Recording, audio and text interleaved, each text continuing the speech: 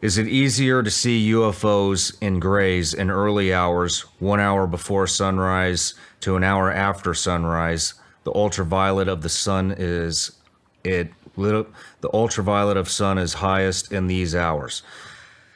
To see reppies is hour before and hour after sunset because infrared is highest in these hours?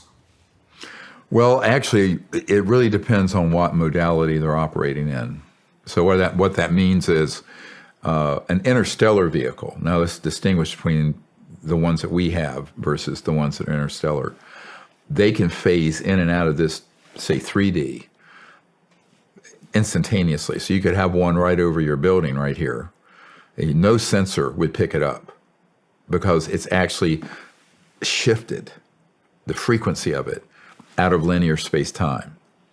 So this is what I call trans-dimensional physics. And then in an instant, nanosecond, it could be 3D, or it could be something in between. So it's a little bit, if you've ever had a rheostat for a dimmer switch or something, you can make it brighter, dimmer, turn it all the way off.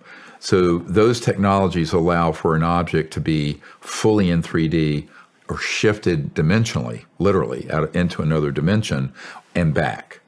Now, these are not interdimensional, they're more transdimensional because their origins are another star system. There are also interdimensional objects, and those are things from another dimension that is not from the material cosmos, but they can be confused with some of the extraterrestrial phenomena.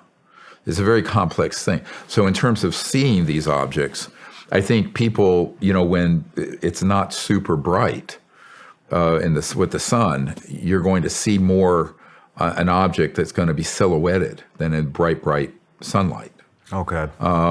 And the other issue, I think, is that the ones that we have can also operate in a way where they are substantially have an electromagnetic field around them that can kind of cloak them, but under certain lighting conditions and radiation, let's call it infrared, ultraviolet, it depends on the condition, you can get a glimpse of them as they're moving.